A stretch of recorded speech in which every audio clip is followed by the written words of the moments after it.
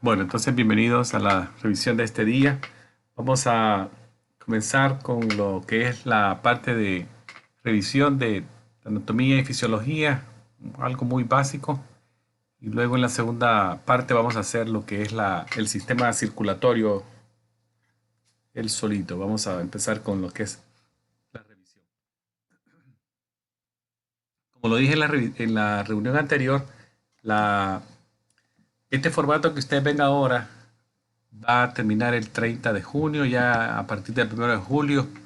Son algunos temas se han sido modificados, pero el, el fuerte de las preguntas sí queda lo mismo. Pero eso sería a partir del 1 de julio. Este que estamos viendo ahora es lo que llega hasta el 30 de junio, que son ustedes. Entonces las preguntas de lo que se refiere a anatomía y fisiología en el examen de asistente médico es, es el conocimiento bien básico, ¿verdad? De las partes del cuerpo humano y las funciones de los sistemas del cuerpo. Entonces vamos a revisar esta noche una generalidad, conceptos generales que tienen que entender para lo que es el examen. Entonces vamos a comenzar con lo que es algunos términos médicos que aplican a las partes del cuerpo y regiones del cuerpo. Vamos a ver que las cavidades que tenemos en nuestro cuerpo son áreas donde se protegen los órganos que tenemos, los órganos internos, y esto permite que los órganos se muevan con nosotros cuando nosotros nos movemos, ¿verdad? Rotaciones que hacemos, nos doblamos, todo eso, y también permite que el órgano se expanda o crezca cuando es necesario durante el crecimiento de una persona, de un niño y en adulto también para realizar unas labores propias de ese órgano. La mayoría de órganos están ubicados en lo que es la región axial del cuerpo, que acá la vemos que es la parte oscura. La región axial es la parte del centro y es ahí donde vamos a encontrar las principales cavidades del cuerpo. Entonces estas cavidades se ubican en la parte anterior, o sea, en la parte de enfrente, y también se ubican en la parte de atrás, la parte dorsal. Y cada una de ellas tiene subdivisiones.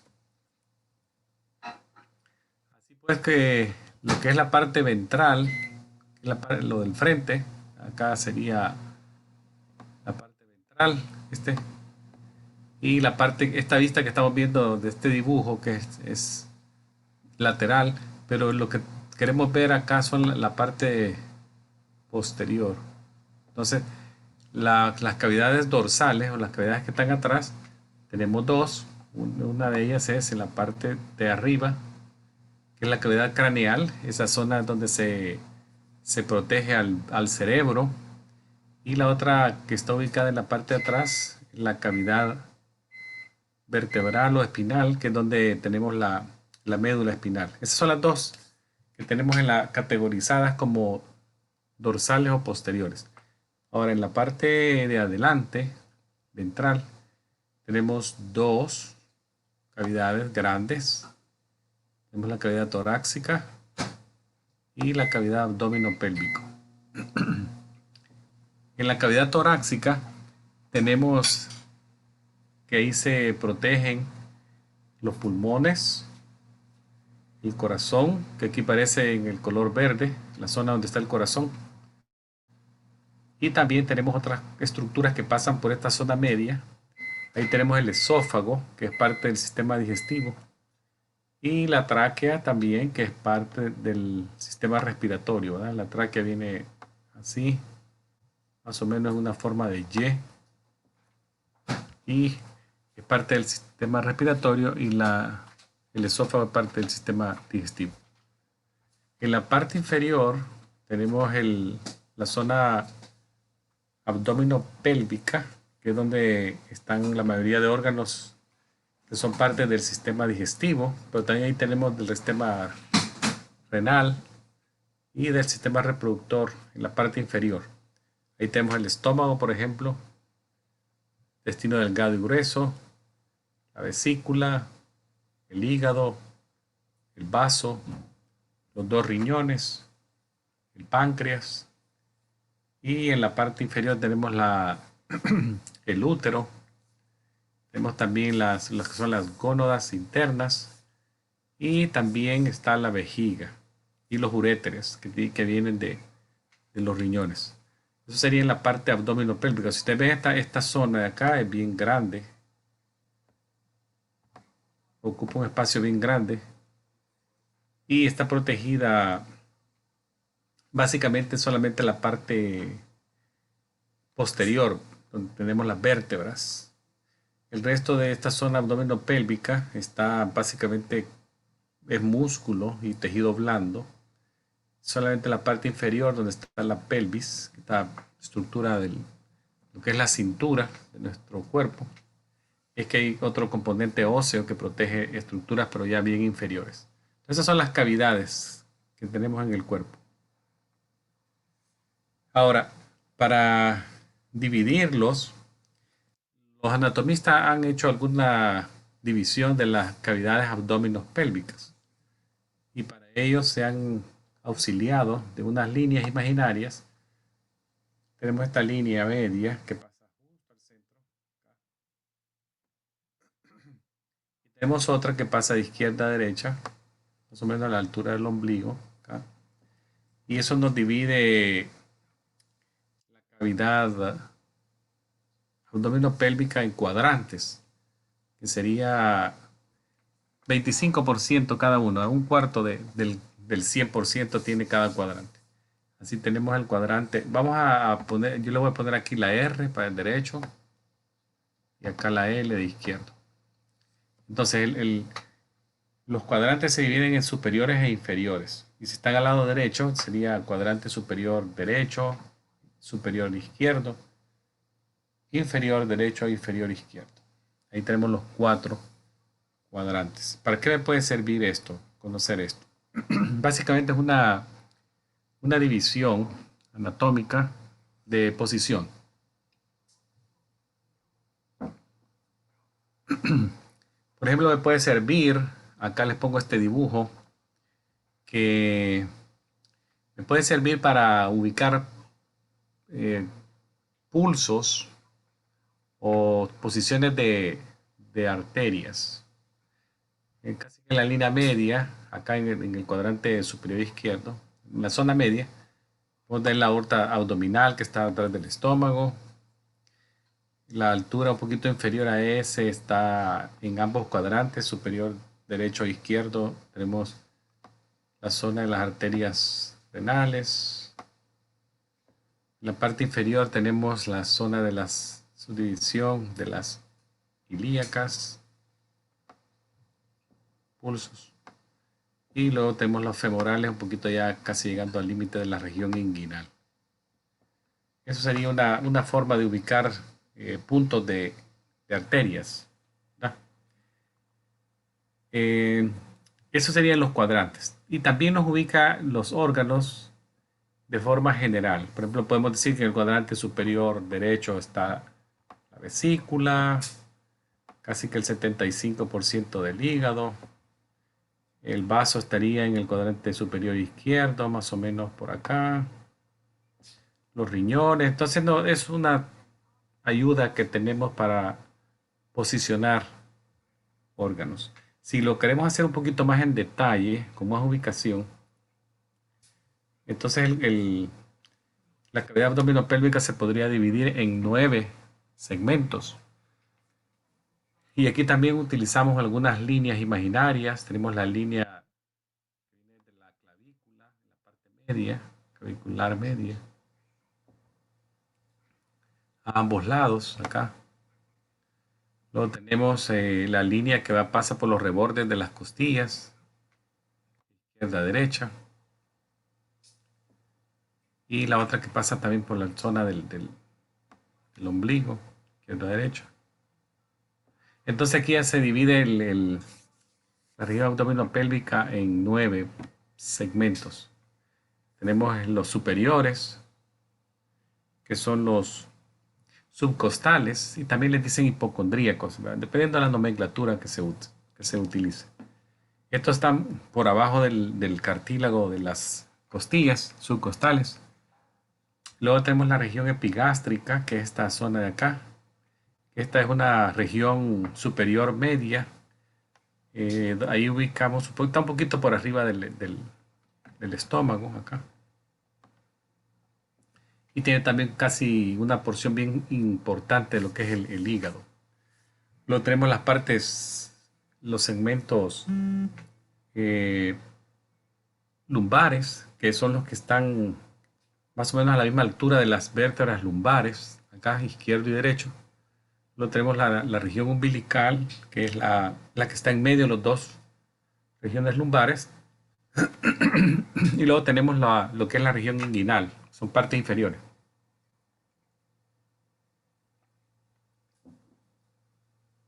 Que serían estos que están aquí atrás, abajo. Regiones ilíacas. La región ilíaca también les dicen inguinales, también es correcto decirlo así. Son segmentos inferiores. Y entre ellas dos tenemos la región hipogástrica, que es en medio de las dos regiones inguinales, acá. Y ahí tenemos bien obvio, ¿verdad? Se ve acá la vejiga, podría estar también el útero en las mujeres.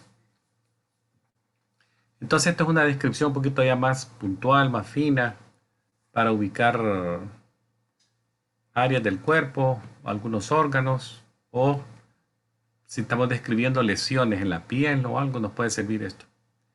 Por ejemplo, acá podemos tener los riñones, en las regiones lumbares, la vesícula en el borde superior de la región umbilical, casi limítrofe con las epigástrico, hipocondríaco, subcostal, y así podemos ubicarlas en diferentes zonas. Esas serían las nomenclaturas que se utilizan para ubicar lo que es posición, ¿verdad? Los cuadrantes, los segmentos y luego las cavidades que ya les dije, posteriores y cavidades anteriores o ventrales. Ahora, cuando estamos hablando, por ejemplo, de lo que es la nomenclatura de dirección, también tenemos otras palabras. Por ejemplo, ya de lo anterior y posterior ya hablamos bastante. Acá dijimos anterior y posterior. Anterior sería hacia el frente, posterior sería hacia atrás. Tenemos otra nomenclatura, la superior e inferior. Superior sería hacia la cabeza, en dirección de la cabeza. Inferior sería en dirección de la parte inferior, que serían los pies. Aunque la palabra caudal es más, si lo tomáramos así puntual, literal, quiere decir cola, ¿verdad? Hacia la parte inferior o cola. Luego tenemos otro término que se utiliza en posición, es proximal y distal. Acá también proximal sería cerca del punto de origen. En este caso el origen en el miembro superior lo podemos tomar como el hombro. Entonces si se acerca hacia el hombro, hacia el punto de origen, le decimos proximal. Mientras que si se va hacia lejos, se va distanciando, alejando del punto de origen, sería distal. Ahora tenemos otros medial y lateral. Medial y lateral. El medial sería que se acerca a la línea media, que sería esta línea que ustedes ven que parte, digamos, a la persona en dos mitades iguales, ¿verdad? El centro, el eje. Entonces medial sería acercándose hacia esa línea media y lateral sería alejándome de la línea media del cuerpo. Y los otros que son bien obvios, ¿verdad? Superficial y profundo. Superficial sería cerca de la superficie, o sea, la parte más exterior. Y el profundo sería por abajo de la línea de la superficie, o sea, más hacia adentro. Entonces, si ustedes ven, ahí están los términos que más van a escuchar ustedes en lo que es la posición de algo, del cuerpo o de cualquier cosa. Ahí tenemos todos, anteriores, posteriores, superior, inferior, proximal y distal, medial y lateral. Y luego tenemos el superficial y el profundo. Serían los más importantes. Ahora, en las posiciones del cuerpo, que también lo van a escuchar mucho a lo largo de su trabajo como asistente médico en la clínica y hospitales. Tenemos algunas posiciones. Por ejemplo, esta posición que dice acá, que es la posición prono, acá, básicamente es la persona boca abajo, ¿verdad? Está acostada boca abajo. La posición supina sería la persona boca arriba.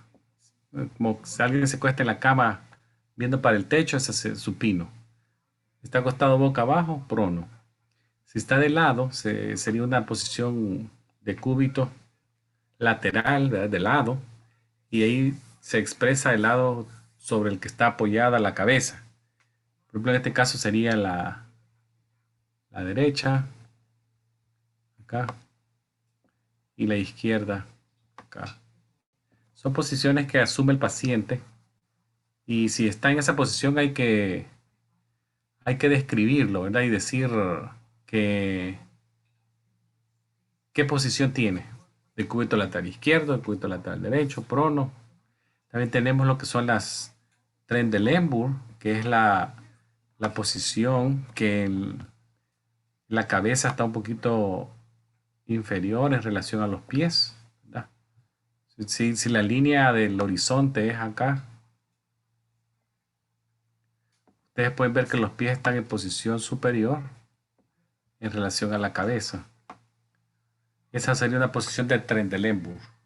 Se utiliza muchas veces como para cuando alguien está eh, con mareo, para darle más como circulación a la cabeza, al cerebro, aumentar la perfusión sanguínea hacia la cavidad craneal. Obviamente eso significa también dejar con menos circulación lo que son los miembros inferiores, ¿verdad? Pero se utiliza mucho la Trendelenburg para colocar a los pacientes en esas posiciones. Luego tenemos esta foto que está alguien parado, es lo que se conoce como una posición anatómica normal, que es la persona de pie con sus palmas viendo hacia el frente, los pies juntos, viendo al frente también, viendo hacia el frente, y a la par del cuerpo, los brazos, ¿verdad? Los brazos a la par del cuerpo, palmas viendo hacia el frente, piernas juntas, pies viendo hacia el frente. Esa es la posición anatómica normal. ¿Para qué me sirve esto? Básicamente es para orientar lo que queda al frente y lo que queda atrás. ¿Ves? Todo lo que está viendo o que yo lo puedo ver en este momento, que ustedes lo ven, si lo pueden ver es anterior. Entonces toda esta zona que ustedes ven acá sería anterior. Si ven acá alguna lesión o tienen que describir algo en estas zonas, ustedes dicen anterior, ¿ve? Antebrazo anterior, proximal, si está cerca del codo, proximal al codo, más o menos 1 centímetro.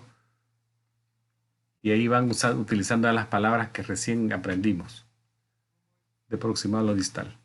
Esa es la posición anatómica. Otra posición que también se ve mucho en los cuidados de salud son la Fowler, que ven acá. Digamos que esta línea roja es en la base donde está el paciente sentado. Entonces tenemos Fowler, que esta que están viendo acá, si esta señora estuviera con un respaldo acá,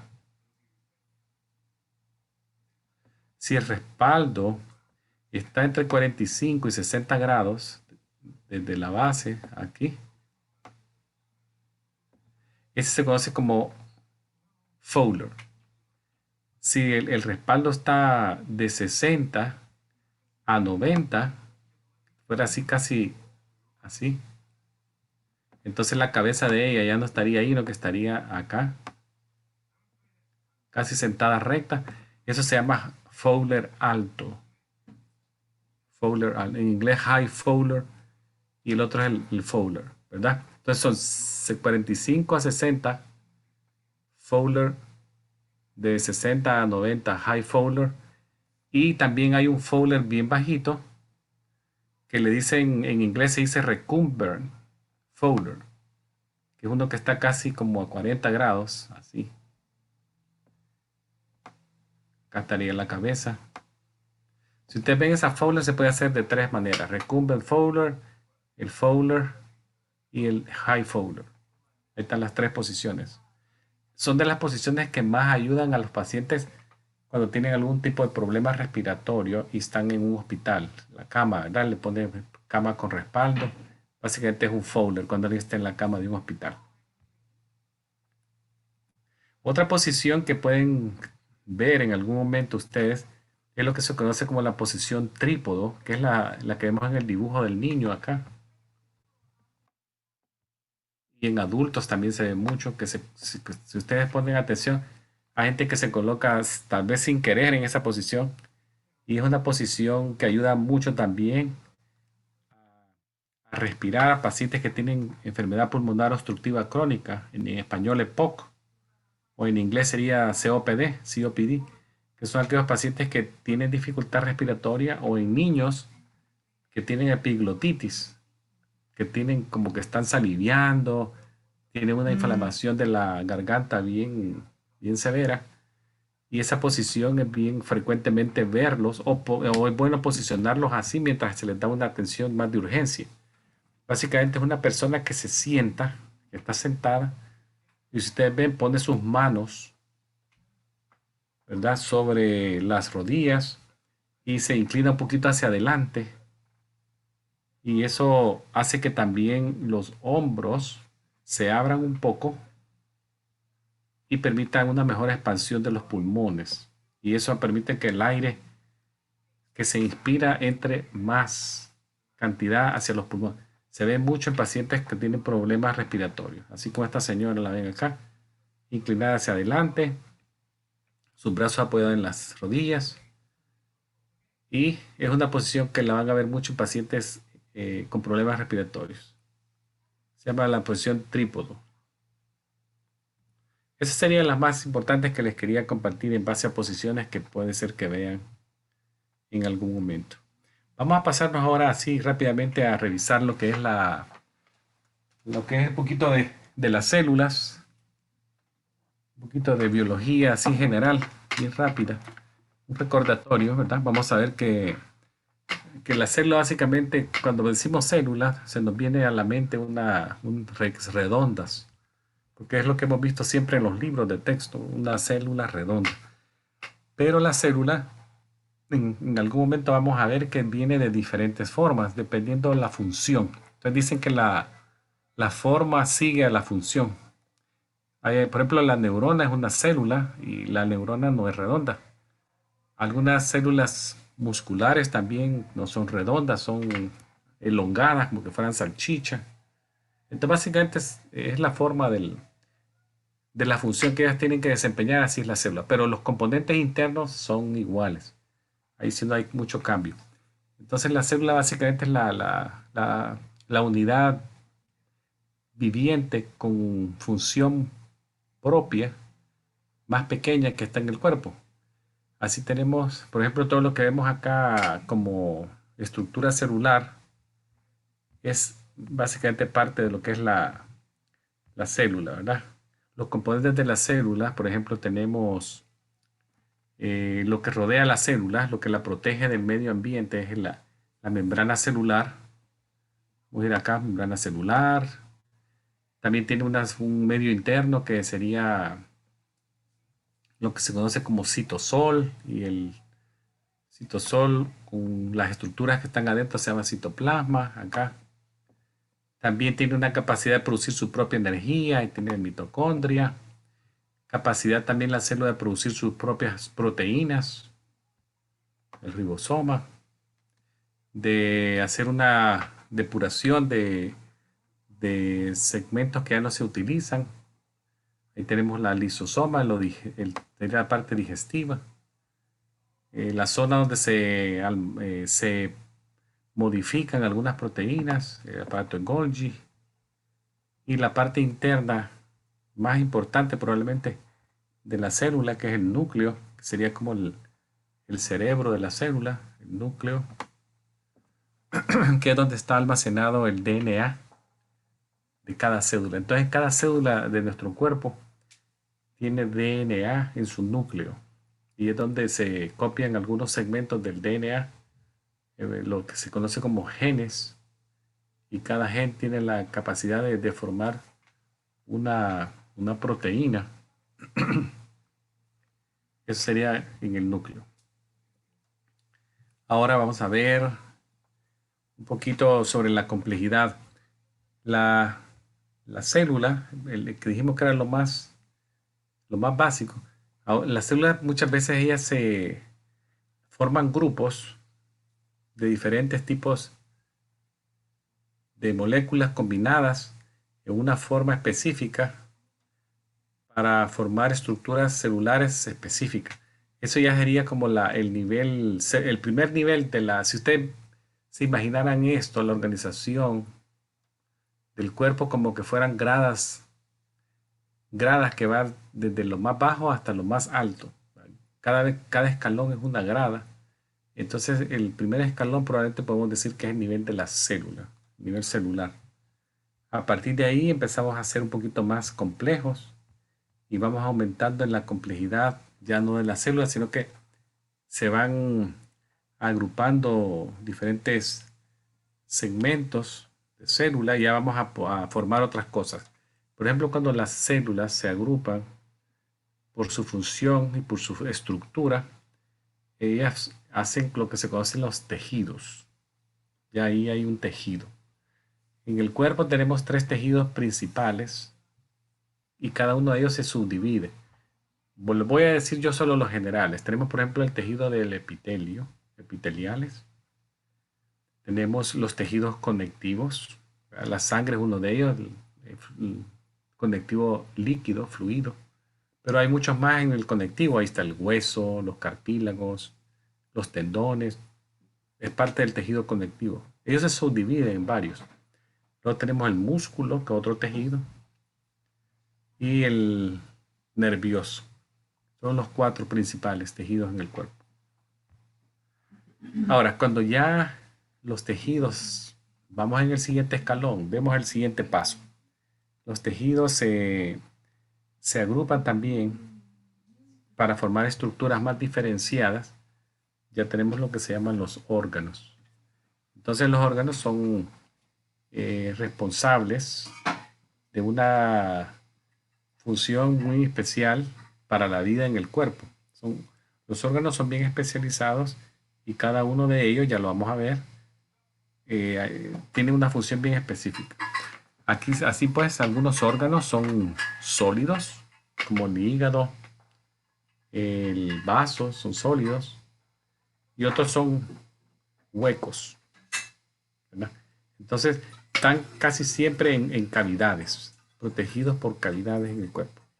Ahí tenemos ejemplos del corazón, es un órgano, el pulmón, el cerebro, el hígado, el vaso.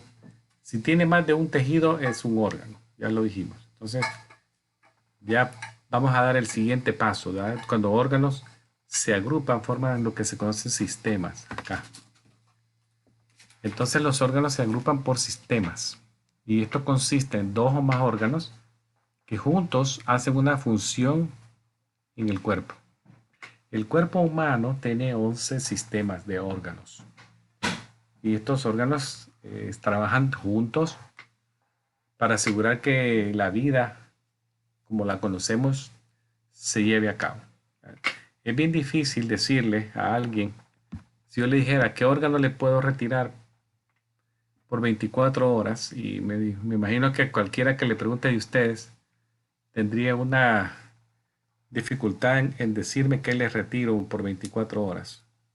Quiere que le retire el sistema nervioso, el sistema endocrino, que le retire el sistema integumentario, esquelético. O sea, hasta que no los tenemos, no nos damos cuenta de lo importante que son ellos para nosotros.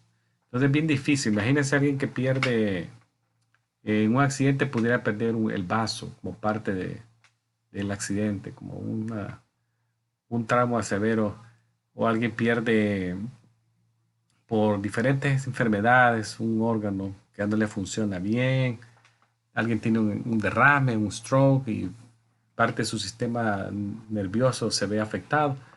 Entonces, casi de inmediato, tan pronto la persona despierta, ya empieza a haber deficiencias, ¿verdad? En el habla, en el movimiento. O sea, los órganos son bien importantes y por eso es bien importante que todos entendamos que hay que cuidarlos.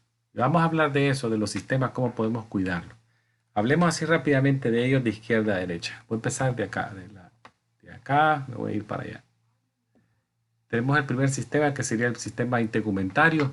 Ya voy a hablar de él más tarde, entonces no me voy a detener mucho, solo voy a decir que está formado por la piel, el pelo y las uñas. Ya voy a hablar después de él.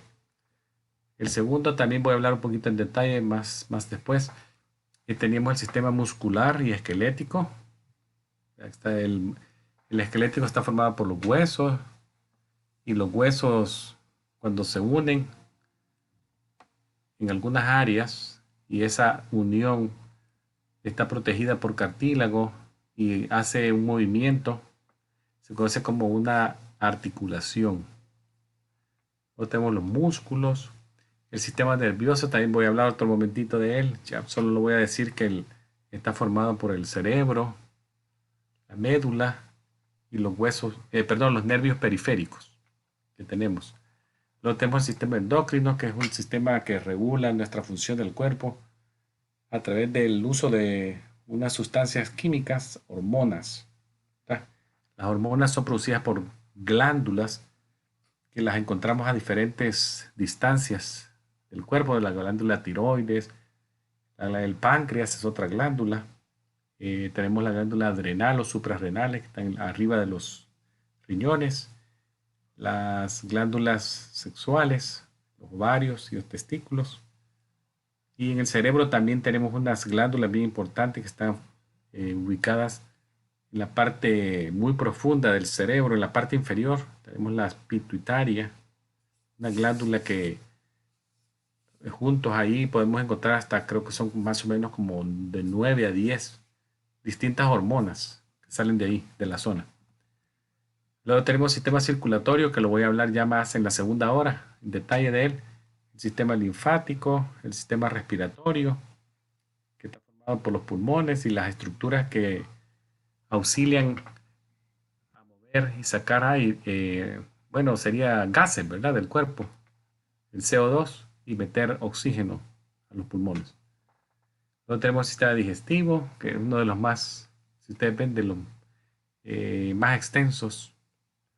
Tenemos que inicia desde la boca y termina hasta la parte inferior, en la región del recto llano. Es que básicamente es el que nos provee los nutrientes que comemos, la energía que necesitamos, que vamos a extraer de esos alimentos, ¿verdad? Donde sacamos carbohidratos, aminoácidos, para las proteínas, grasas, ¿verdad? Triglicéridos, colesteroles y también los ácidos nucleicos que también vienen en la dieta, algunos de ellos, y sirven para lo que es formar el DNA y el RNA. Luego tenemos el sistema urinario, que está formado por los riñones, uréteres, vejiga y la uretra. Ya voy a hablar de eso. Y luego los dos sistemas reproductores, femenino y masculino. Ahí más o menos les hablé de los sistemas así en general. Me voy a detener en algunos de ellos para demostrar un poquito de conocimiento, un repaso así bien genérico. El sistema urinario, ¿verdad? Por ejemplo, el sistema urinario, ¿para qué nos sirve el sistema urinario? Básicamente es un sistema que nos ayuda a lo que es deshacernos de los metabolismos, el desecho del metabolismo del cuerpo y lo hace a través de la filtración de la sangre en los riñones. Esos desechos metabólicos son producidos durante los procesos de producción de energía a nivel de la célula. Entonces, estos fluidos, en este caso sería la sangre, ¿verdad? Pasa a través de los nefrones en los riñones y ahí se hace un superfiltrado de plasma y se produce lo que es la orina. Ese es el producto final. Los nefrones son el sitio activo donde la filtración ocurre y el producto final de esto es la formación de orina. Entonces se espera que un riñón que esté trabajando bien esté filtrando aproximadamente por hora más o menos 30 ml de orina. Si es menos de eso, ya se puede catalogar como una producción disminuida, oliguria. Y si es menos de 10 cc, anuria, casi que no hay producción de orina de menos de 10 o 5, anuria. Entonces espera que siempre uno esté produciendo orina de manera constante, excepto en casos donde hay probablemente hemorragias, deshidratación o algún daño propio intrínseco al riñón, que ya no se va a producir la orina en las cantidades que esperamos. Los órganos ahí son, por ejemplo, en la parte superior, pueden verlo acá, son los riñones, tenemos dos, los tubitos que nos mueven la orina del riñón hacia la vejiga, que se llaman uréteres. ¿Verdad? Los uréteres en algún momento podrían obstruirse. El uréter es un tejido en forma de un tubo que lleva la orina del riñón a la vejiga. Hay algunas personas que tienen cálculos, probablemente han oído que alguien dice, tengo cálculos renales. Esto podría ser un motivo de que se obstruya un uréter y produzca mucho dolor. Luego, la vejiga, que está acá abajo, es otro órgano. La vejiga más que todo es un órgano que recibe la orina del riñón y la guarda hasta que señales nerviosas nos indican la necesidad de evacuar, que ya alcanzó un umbral de tamaño y ya es el deseo de orinar.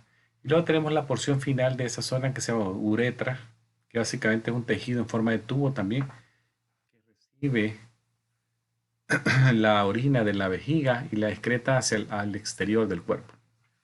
Sería la uretra. ¿Qué, ¿Qué puede pasar con el riñón que no trabaje bien? Bueno, el riñón podría fallar de forma súbita, es lo que se llama una insuficiencia renal aguda, por muchas causas. Hay muchas causas: trauma, quemadura severa, deshidratación, hemorragia, reacciones alérgicas pueden provocar un daño agudo que podría ser reversible. Podría ser reversible. Mientras la insuficiencia renal crónica es una condición que se va haciendo lenta. De forma lenta se va perdiendo la función del riñón, que sería la función de filtrar. Y eso es más lento y más, por eso le dicen crónico, porque se tarda no días, sino que puede ser semanas o meses. Entonces la persona podría terminar con una insuficiencia renal crónica y ameritar tratamientos ya como hemodiálisis o trasplantes renales. Ahora veamos este otro sistema del cuerpo. Tenemos lo que es el sistema tegumentario, dijimos que era lo que es las uñas, el cabello y la piel. Este también tiene funciones de protegernos, ¿verdad? Protege del medio ambiente, nos ayuda a regular la temperatura del cuerpo, también nos ayuda a sentir presión, dolor, frío, calor. Produce también vitamina D, la piel, entre algunas de sus tareas. Y las capas más externas de la piel tenemos la epidermis y la dermis, que son unas capas bien delgadas, más o menos de 2 milímetros, 2.5 milímetros, pero se pueden dañar fácilmente, ¿verdad? Con el sol podemos quemarla o con agua caliente, ácidos químicos, podría causarse quemaduras al tejido en el cuerpo, en la piel. Aquí les pongo algunas lesiones que se pueden catalogar con diferentes nombres dependiendo del tamaño y el contenido que ellas tienen en su interior, ¿verdad? Si tenemos vesículas, que son lo que le pueden decir ampollas, a la gente le dice ampolla a la vesícula, que las vemos por ejemplo en algunas quemaduras, son básicamente ampollas que contienen fluido claro. También algunas infecciones, por ejemplo el herpes virus puede producir también vesículas pequeñitas, dolorosas. Y así vamos a ver distintas, ¿verdad? Bulas, pústulas, dependiendo de qué hay adentro. Úlceras, fisuras en la piel, cicatrices. son lesiones. Quemaduras también son lesiones que pueden ir desde bien solamente una quemadura solar por exposición al sol cuando voy a la playa o a un partido de fútbol o algo. Una quemadura grado 1, pero podría haber quemaduras más severas y quemaduras que pueden ser ya irreversibles como el grado 4, que ya hay pérdida permanente de piel y músculos y tendones, todo eso es por la dimensión de la quemadura. Luego tenemos el otro sistema que vamos a mencionarlo así rápidamente, que sería el sistema músculo-esquelético. Este sistema, el término que se utiliza músculo esquelético básicamente se refiere a dos sistemas de órganos distintos. Uno es el sistema muscular y el otro es el esquelético, pero que operan en tan precisión juntos como que fueran uno solo. Por eso se describen combinados, músculo esquelético. Básicamente nos dan el apoyo, soporte y el movimiento.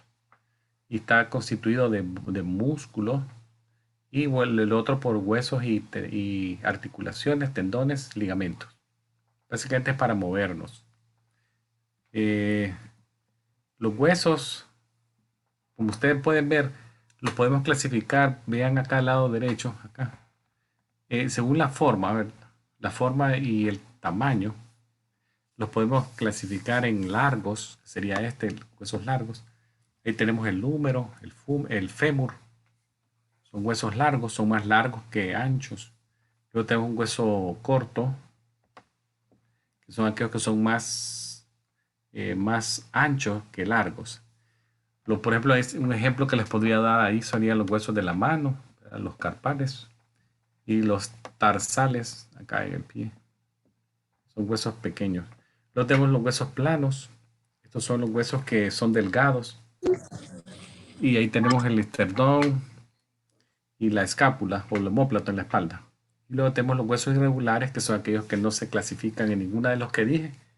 Y ahí tenemos el mejor ejemplo de los irregulares, las vértebras que tenemos en la espalda, desde las cervicales hasta las sacras, en la parte posterior, en la parte de atrás del cuerpo. Muchas cosas también nos pueden pasar en el sistema músculo-esquelético. Para mencionarles alguna, podría ser que alguien tenga una osteoartritis, que tenga artritis reumatoidea, que se fracture un hueso por trauma, como lo ven acá, ¿verdad? Que el hueso pierde su continuidad por una lesión que lo fractura. Eso es de lo más común ver, osteoartritis, artritis reumatoidea, también tenemos bursitis. Hay muchas patologías que pueden afectar al sistema musculoesquelético.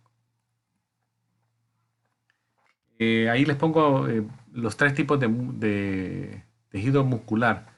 Tenemos el músculo liso, que es este. Este lo vemos en vasos sanguíneos. También el sistema urinario tiene musculatura lisa. El músculo cardíaco, que solo encontramos en el corazón. El único lugar donde vamos a ver el músculo cardíaco. Y luego tenemos el músculo esquelético, que este es el único tipo que es voluntario. Si usted puede mover algo, ese es un músculo esquelético. No hay otra definición, ¿verdad? Sí, el único voluntario, el único tipo de movimiento que yo puedo darle una orden. Los de ahí, el cardíaco y el liso, son involuntarios. Ahí les muestro algunos movimientos que nos ayudan a producir la musculatura en el cuerpo. Tenemos la flexión, extensiones. Extensión podemos tener también en el cuello, en el torso, perdón. Rotaciones, están ahí. Movimientos de separación de los brazos hacia afuera, que sería un movimiento alejándose de la línea media, es la abducción y acercándose a aducción. Tenemos movimientos también de rotaciones, como lo ven acá en la cabeza. Básicamente un movimiento de rotación es como mover la cabeza de lado a lado, ¿verdad? Como cuando alguien dice no. Le preguntan, ¿quiere algo? Y dice no. Sin decir una palabra puede mover la cabeza de lado a lado y decir no. Ese es un movimiento de rotación. Tenemos también en la mano, tenemos movimientos como el de la supinación, que es aquel que tiene la mano, la palma de la mano hacia arriba. Supinación, y si es la palma de la mano hacia abajo, como cuando alguien rebota una basquetbol, ¿verdad? Una pelota de basquetbol, la mano está en pronación, palma de la mano hacia abajo. Y la supinación es hacia arriba, como que alguien alarga el brazo y la mano hacia arriba, como cuando pide algo, supinación. Luego tenemos en el pie, movimientos de los pies, tenemos este que está acá, la dorsiflexión. La dorsiflexión básicamente es como cuando el dedo gordo apunta hacia arriba. Y una persona puede ser que camine sobre sus talones. Dorsiflexión. Si alguien pone el pie y el dedo gordo se apunta hacia el suelo y camina sobre las puntitas de los dedos, como las balletistas, sería una flexión plantar. Todo eso se produce básicamente con ayuda del movimiento músculo esquelético. Luego tenemos otros movimientos en esa zona. Tenemos cuando el pie se pone hacia adentro, la parte plantar la muevo hacia la parte medial, hacia adentro, inversión. Y si el pie, la parte plantar yo la muevo hacia afuera, esa sería una eversión, ¿verdad? Por ejemplo, una inversión sería cuando, por ejemplo, un jugador de fútbol, soccer, va a darle al balón y pone el pie un poquito hacia adentro, lo rota así, ya sería como una inversión. Y le pega con el taco a la pelota. O sea, son movimientos del pie musculares, ¿verdad? Con ayuda de los músculos y las articulaciones. Ahí se ven un poquito mejor los dibujos de lo que acabamos de mencionar. Enfermedades del sistema de muscular hay muchas. Tenemos botulismo, que son bien frecuentes. Fibromialgias, distrofias musculares, miastenias graves. Son enfermedades del sistema musculoesquelético. Ahora, en la parte nerviosa, también otra área que se ve afectada mucho actualmente, lamentablemente. Ahí tenemos las neuronas, que son los elementos más básicos y importantes de ese sistema. Ahí tenemos los órganos del cerebro, la médula espinal y los nervios periféricos. Hay muchas enfermedades, como les dije, que afectan a este sistema que eh, se ven muy frecuentes. Por ejemplo, la enfermedad de Alzheimer, que es una enfermedad degenerativa progresiva del cerebro. Tenemos la esclerosis lateral amiotrófica o ALS. También otra degeneración de neuronas en el cerebro, muy frecuente. Las parálisis, que son parálisis faciales, o de Bell, que es una debilidad de la hemicara, la mitad de la cara, usualmente es temporal. También tenemos convulsiones, afectan al sistema nervioso, epilepsia, neuralgias, inflamaciones de nervios. Ahí tenemos la ciática o neuralgias del trigémino, que son en la cara, muy dolorosas, sensación eléctricas en un solo lado de la cara, casi siempre. También tenemos enfermedad de Parkinson, un desorden progresivo y degenerativo también. La ciática, ya lo dijimos, los derrames cerebrales son otras enfermedades que afectan mucho actualmente. Y es la muerte celular de neuronas, pero a nivel del cerebro, ¿verdad? Un infarto cerebral por un inadecuado aporte de oxígeno a las neuronas en el cerebro. Serían los strokes. Bueno, esto les traía acá. Voy a hacer cambio de... Vamos a irnos al sistema circulatorio ahora para continuar en la parte 2. Voy a hacer el cambio. Si tiene alguna pregunta, me la dice. Bueno. Ok, profesor. Muchas gracias. Hacemos el cambio.